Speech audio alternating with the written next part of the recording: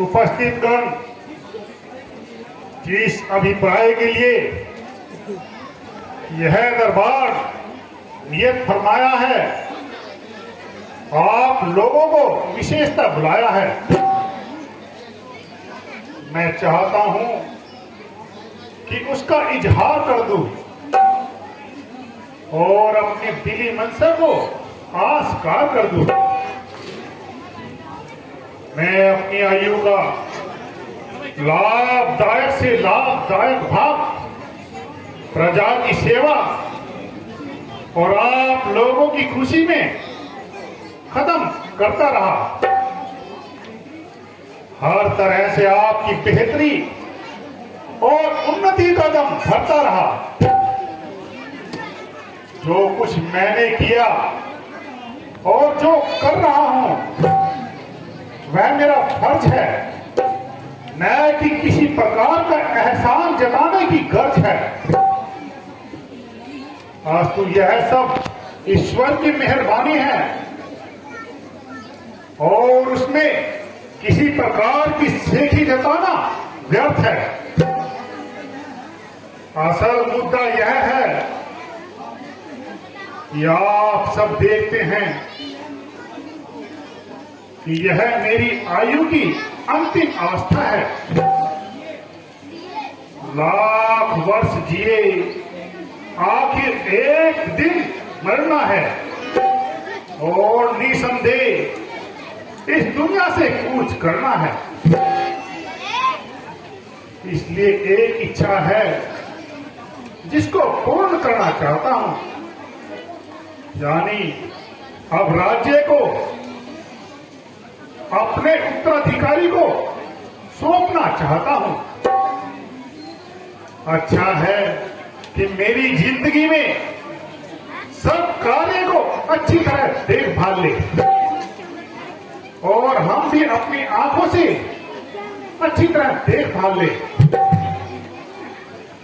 शेष रही बात युवराज की, किसको बनाया जाए? वह चारों भाइयों में हर प्रकार से कुशल और होशियार है, इसलिए हमारी सम्मति में रामचंद्र को युवराज बनाया जाए और सूर्यवंशी ताज उन्हीं को पहनाया जाए।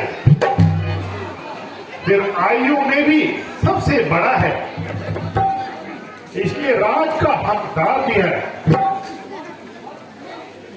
हमने अपनी सलाह का इजहार कर दिया और इसका ऐलान सरे दरबार कर दिया। हमारी हार्दिक इच्छा है कि इस मामले में बोल्ड इंसाफ होना चाहिए, इसलिए किसी को भी मेरी इच्छा से इख्तिलाफ हो तो वह निर्भय होकर मेरी बात का खंडन करे, न हमारा लिहाज करे और न अपनी आत्मा का हनन करे।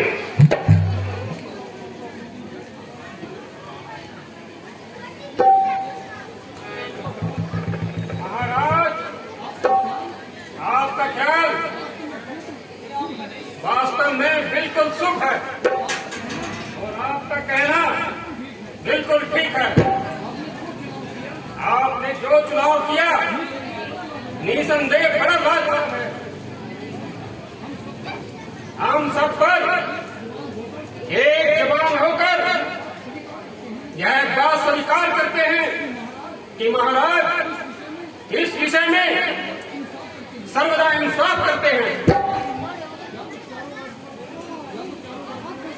या तो चारों राजकुमारों का प्रत्येक गुण एक दूसरे से आला है परंतु श्री रामचंद्र जी से परमेश्वर सकल सुख गुणों के साँचे में ढाला है। प्रजा का पूरा ज्ञान निसार है। राजनीति के पूरे कार्य से पूर्ण वाकिफकार है। सारांश यह है, राम हर पहलू में होनहार है और सब भाइयों में बड़ा होने से राज का हकदार है। इसलिए हमारी सम्मति में आपकी राय अति उत्तम है। आगे महाराज जी आप खुद इख्तियार हो। देखो, हमारी हाँ में हाँ हर किस न मिलाई जाए। जिस किसी को भी विरोध हो वह तत्काल अपनी आवाज उठाए।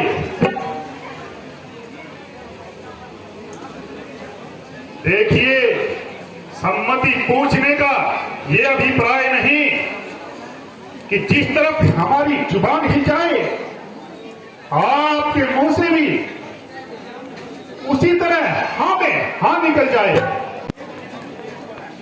प्रत्येक को अपनी स्वतंत्र सम्मति देने का इख्तियार है। जहां आपने राम के गुणों की प्रशंसा की, वहां आपको उसके अवगुणों का भी ख्याल करना चाहिए। वो बात ना हो कि यदि हम दिन को रात कहें तो आप लोग हमारे सुर में सुर मिलाएं और उंगलियों के इशारे से चांद और सितारे दिखाएं। इसलिए आप सबको खूब सोच समझकर उत्तर देना चाहिए।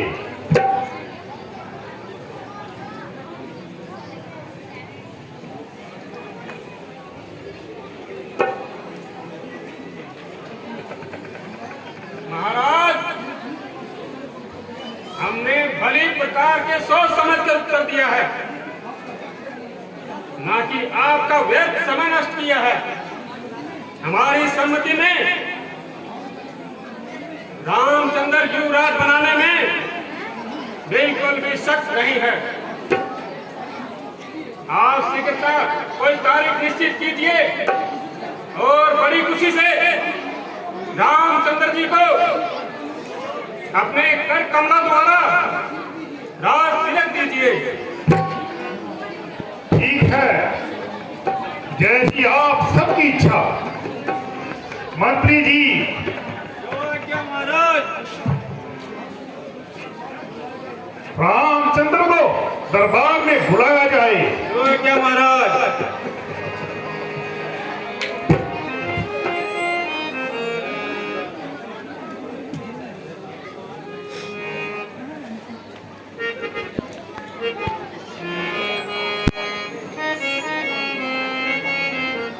महाराज, रामचंद्र जी पधार रहे हैं।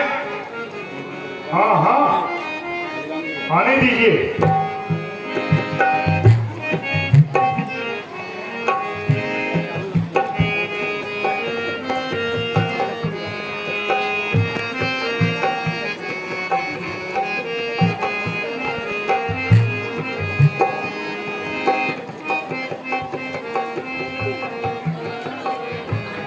गुरु जी के चरणों में दास राम का प्रणाम हो।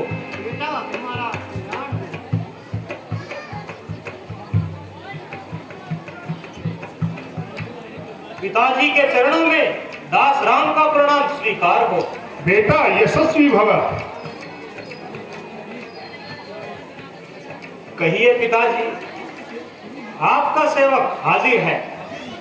मेरे लिए क्या आज्ञा है? बेटा, इस शुभ समय पर सारी सभा मौजूद है। यदि आपको ये बात मंजूर है, राज तिलक की रस्म अदा की जाएगी।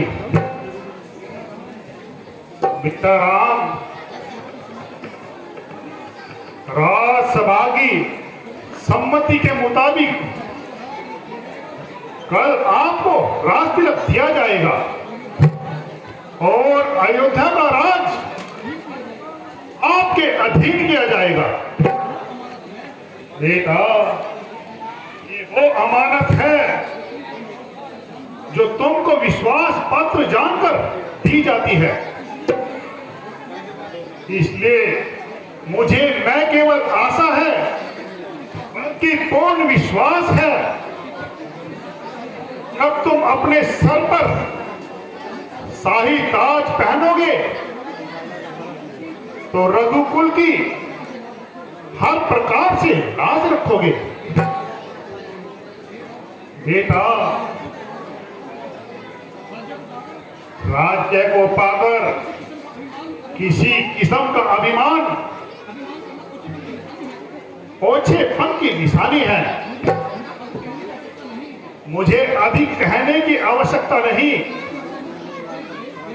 क्योंकि तुम राजनीति के प्रत्येक भेद को अच्छी तरह जानते हो।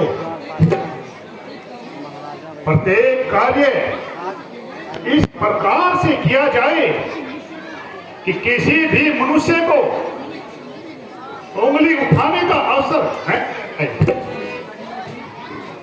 पिताजी, आपका आदेश मुझे किसी भी ईश्वरीय आज्ञा से कम नहीं, और आपकी उपस्थिति में मुझे किसी प्रकार का गम नहीं। परमात्मा आपको हमारे सिर पर सदा सलामत रखे। इस समय दरबार बर्खास्त किया जाता है और राज तिलक के लिए कल 10 बजे का समय निश्चित किया जाता है।